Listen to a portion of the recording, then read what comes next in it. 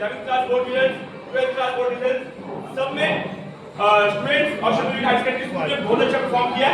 तो क्लैपिंग सबके लिए।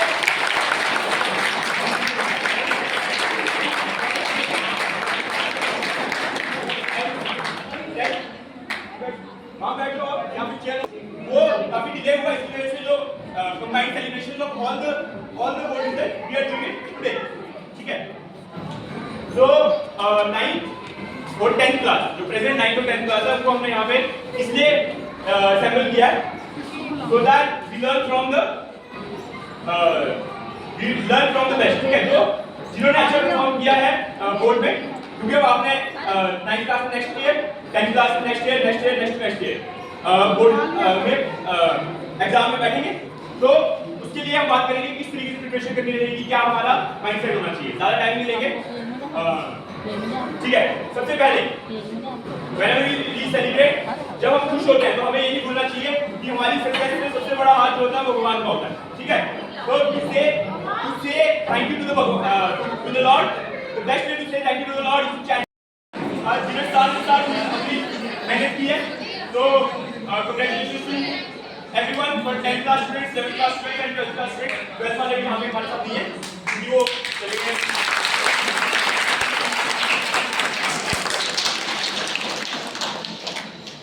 Next, I would like to congratulate the staff members जिन्होंने सर पे खड़े रहकर सबको मेहनत कराई है, जिसकी वजह से हम आज सेलिब्रेट कर पा रहे हैं।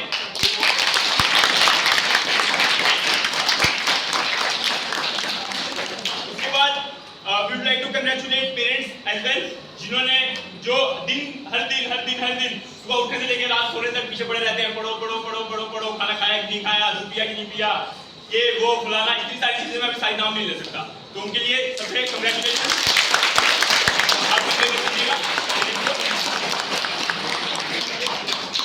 कुछ पॉइंट्स पे बात करेंगे कि जब सक्सेस हमें मिलती है तो हमारा माइंडसेट क्या होना चाहिए, ठीक है, क्योंकि दैट इज इंपॉर्टेंट। जब हमें सक्सेस मिलती है तो काफी बार क्या होता है, स्टूडेंट्स जो है ईगो में आ जाते हैं।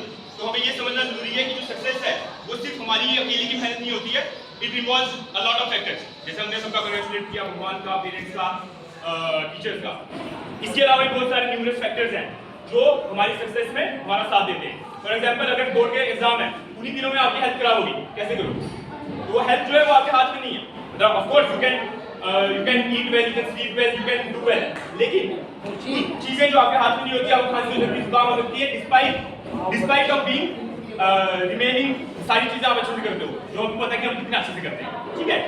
तो इसलिए न्यूमरस फैक्टर्स हैं। तो हमें जब भी कोई भी चीज हमें सेलिब्रेट करने का मौका मिले तो हमें we should feel proud.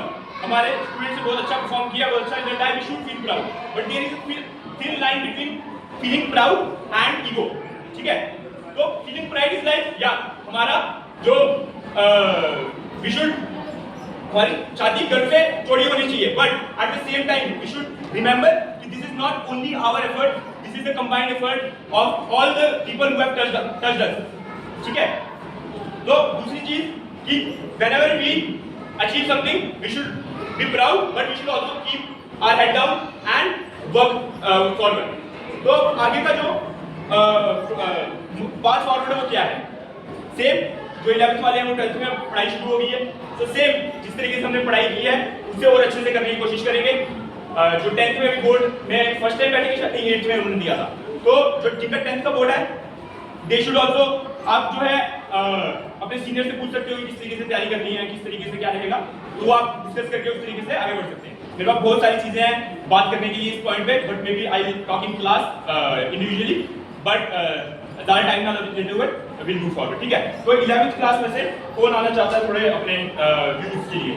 Will start with Shriya, ठीक है। तो Shriya has achieved 95% cover of all